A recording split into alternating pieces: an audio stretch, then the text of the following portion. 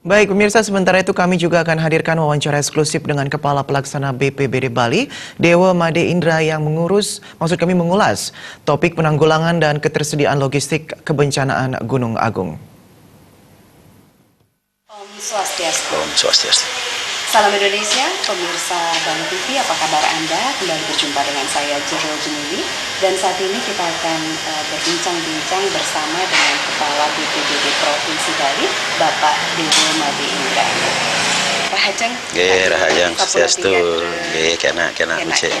Walaupun sibuk Pak ya. Ya, tetap sehat lah. Tetap sehat. Astum kare tetap sehat. Baik, Pak Dewa, ini kita kan masih dalam situasi yang intensitas peningkatan aktivitas Gunung Agung dan kondisi masyarakat sudah mengungsi. Nah, situasi terkini Pak, dari BPBD seperti apa Pak? Boleh ceritakan? Jadi Gunung Agung yang pasti pada saat sekarang ini aktivitas vulkaniknya masih tetap tinggi dan kita semua tidak tahu apa ujungnya atau seberapa lama berlangsung. Yang jelas memang inilah satu ciri khas daripada bencana, penuh dengan ketidakpastian, ya kan.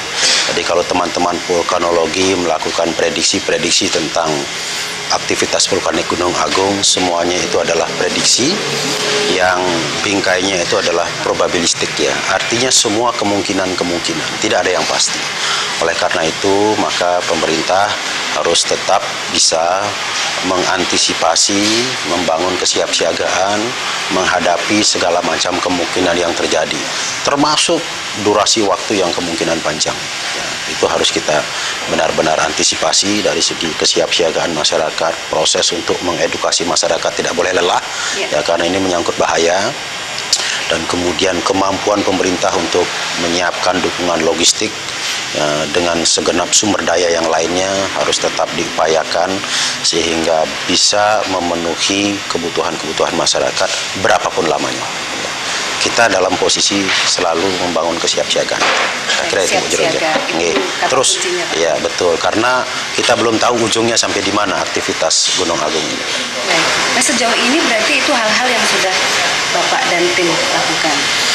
Ya, menghadapi aktivitas vulkanik Gunung Agung ini yang meningkat, maka langkah pertama atau bingkai terbesar yang harus kita lakukan adalah sesuai dengan arahan Bapak Presiden, bagaimana mengupayakan zero victim, tidak ada korban, ya, tidak ada korban. Itu yang terpenting.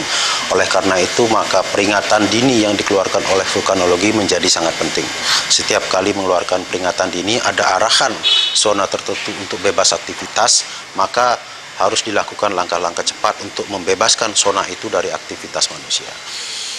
Dalam artian bahasa sehari-hari itu adalah membawa atau mengajak masyarakat keluar dari zona bahaya itu. Tapi itu tidak mudah, kadang-kadang masyarakat punya pandangan sendiri, dengan melihat langsung Gunung Agung tidak terlalu bahaya, mereka agak sulit diajak keluar.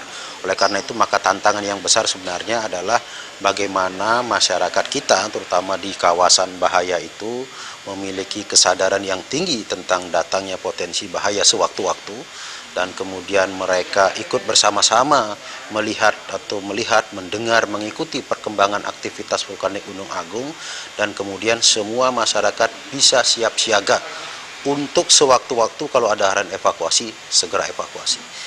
Jika saja seluruh masyarakat bisa mengikuti arahan, melakukan evakuasi sesuai dengan radius yang ditentukan, sesuai dengan waktu yang ditentukan, maka Gunung Agung boleh saja mengeluarkan bahayanya, tetapi kalau masyarakat sudah menjauh, maka tidak akan terkena.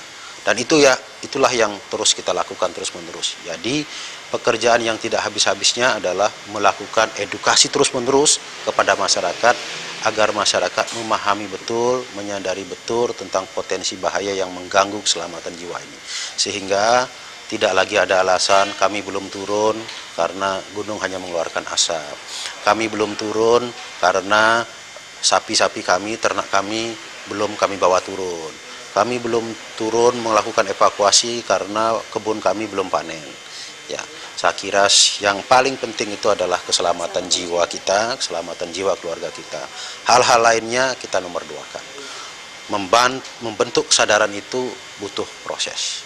Dan itu tidak boleh lelah, harus terus-menerus dilakukan. Dan itulah yang terus dikerjakan sampai hari ini. Baik Pak Dewo, jadi itu Bapak sudah ceritakan tadi salah Iya. satu tantangan berat Iya. karena berhadapan langsung dengan mungkin keyakinan masyarakat atau Betul, apa yang betul. mereka pikirkan. Iya. Nah, ada kendala lain nggak Pak? Kalau berbicara tentang kendala ini kan Bapak berhadapan dengan pengungsi yang jumlahnya sekian banyak. Kendala apa lagi Pak di lapangan? Mungkin anggaran seperti apa? Iya. Mungkin logistik kecukupannya seperti apa Pak? Iya, betul. Melayani masyarakat, memenuhi kebutuhan dasarnya dalam jumlah yang sangat banyak dan tempat yang tersebar tentu saja menimbulkan persoalan-persoalan, ya kan. Apalagi struktur pemerintahan yang ada belum memiliki pengalaman menghadapi situasi-situasi seperti itu. Oleh karena itu, mari kita ambil hikmah positifnya, apapun yang sudah terjadi beberapa waktu yang lalu ketika masyarakat banyak melakukan pengungsian arahan dari kita, tetapi ternyata kita tidak bisa atau belum bisa memenuhi kebutuhan mereka. Ini satu pelajaran penting bahwa struktur pemerintahan yang ada dengan segenap resourcesnya belum memiliki pengalaman. Tetapi seiring waktu berjalan kita memperoleh pembelajaran. Oleh karena itu maka sedikit demi sedikit kita sempurnakan. Problem yang ada sekarang ini sebenarnya bukan pada ketersediaan logistik, bukan pada itu. Ya, artinya bahwa logistik sebenarnya cukup. Ya, kemudian anggaran tidak pernah kurang. Problem yang ada di lapangan, kalau ada di tempat-tempat pengungsian mengatakan belum mendapat bantuan logistik atau kurang mendapat bantuan logistik, ini problemnya ada pada jalur distribusi, ya, bukan pada jalur stok atau supply, tapi pada jalur distribusi. Distribusinya ini sering mengalami hambatan. Yang pertama itu adalah karena memang di awal titik-titik pengungsian itu belum teridentifikasi dengan jelas, baik posisinya maupun jumlahnya. Yang pertama. Kemudian yang kedua, kemampuan distribusi itu masih kurang, baik dari segi transportasinya maupun personilnya. Kemudian yang ketiga, komunikasinya juga belum efektif betul di antara para pengelola distribusi. Pengelola distribusi ini adalah penyedia logistik di posko Tanah Ampo, kemudian dengan jalur tengahnya itu di kecamatan, desa, dan hilirnya di tempat pengungsian. Ya, ini sering ada gangguan komunikasi, artinya komunikasinya belum efektif. Misalnya, di posko utama mendistribusikan logistik berdasarkan jumlah pengungsi dan permintaan dari pengelola atau koordinator-koordinator di tempat pengungsian. Ya kan?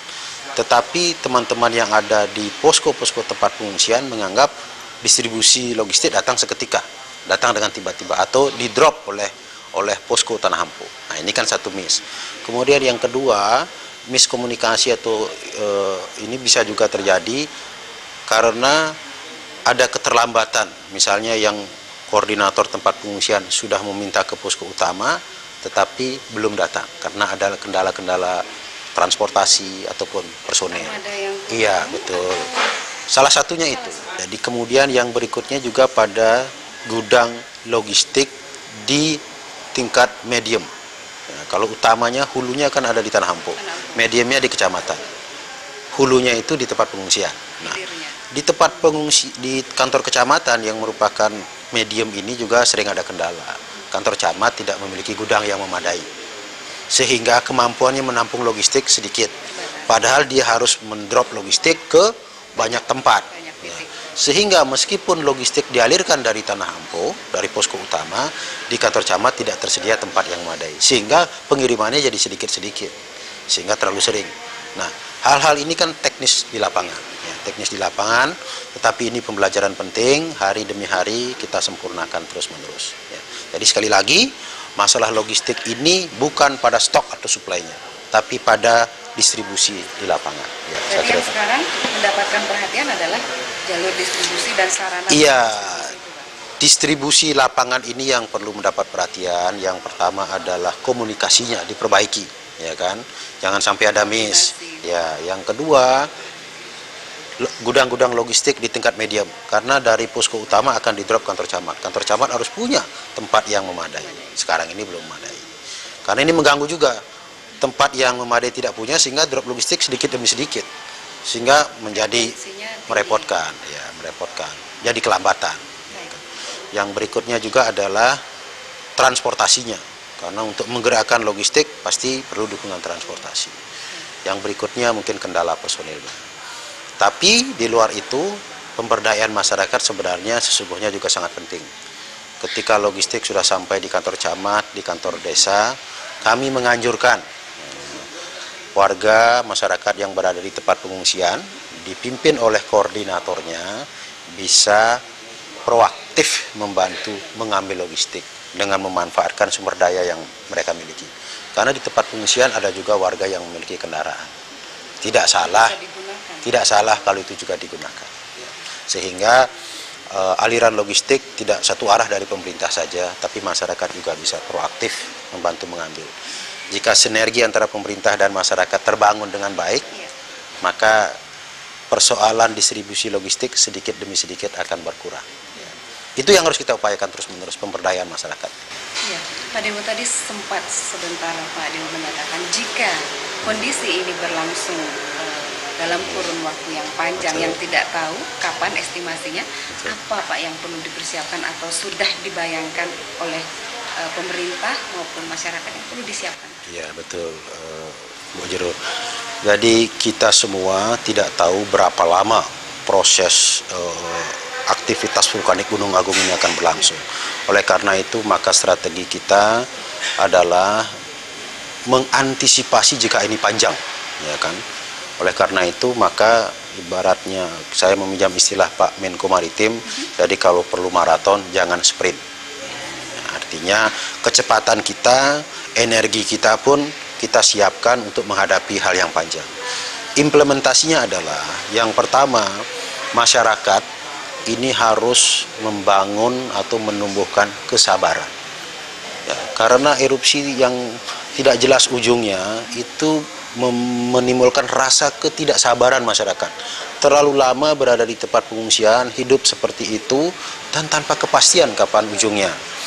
Tetapi siapapun ditanya tidak akan bisa memberikan kepastian. Oleh karena itu, mari kita tempatkan peristiwa meningkatnya aktivitas Gunung Agung ini sebagai cobaan dari Ide Betara. Ya.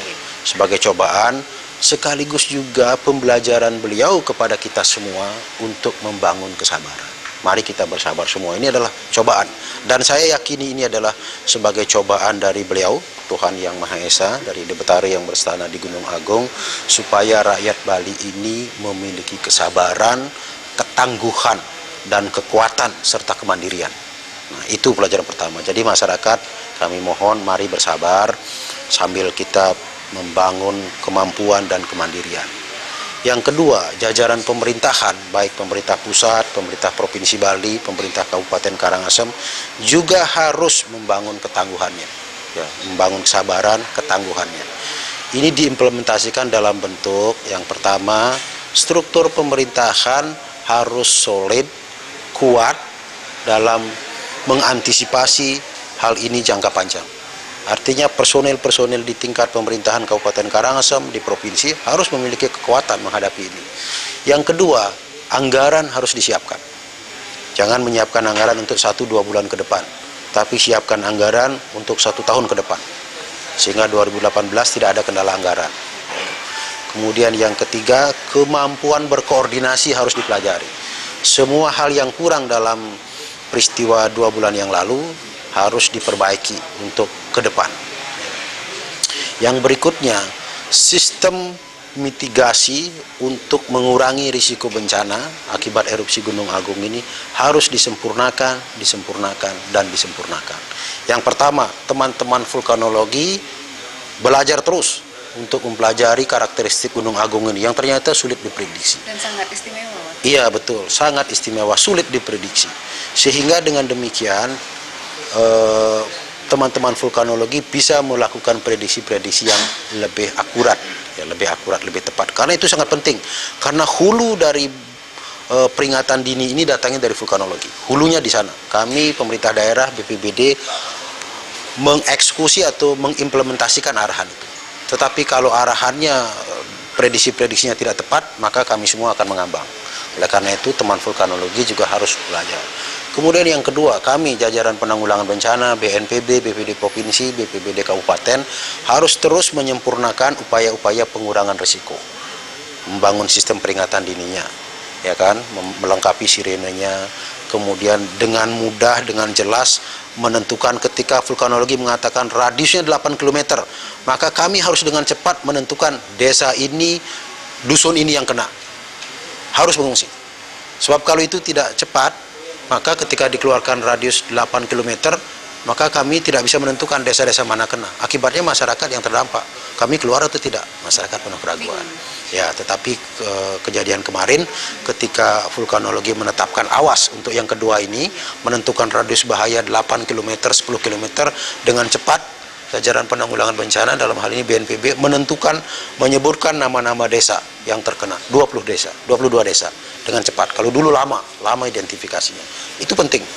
Kemudian yang berikutnya adalah terus-menerus melakukan edukasi kepada masyarakat dan juga kelompok-kelompok relawan yang mengerti potensi-potensi bahaya yang dikeluarkan oleh proses erupsi. Harus dimengerti.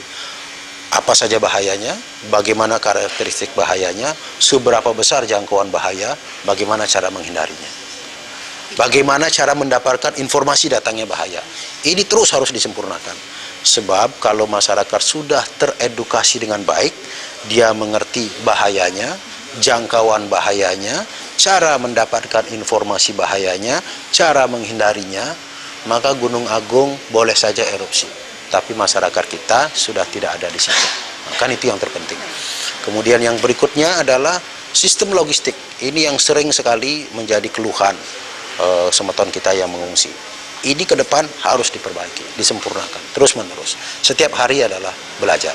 Sehingga dengan demikian, jika semuanya ini siap, maka secara teoritis, resiko bencana erupsi Gunung Agung menjadi kecil.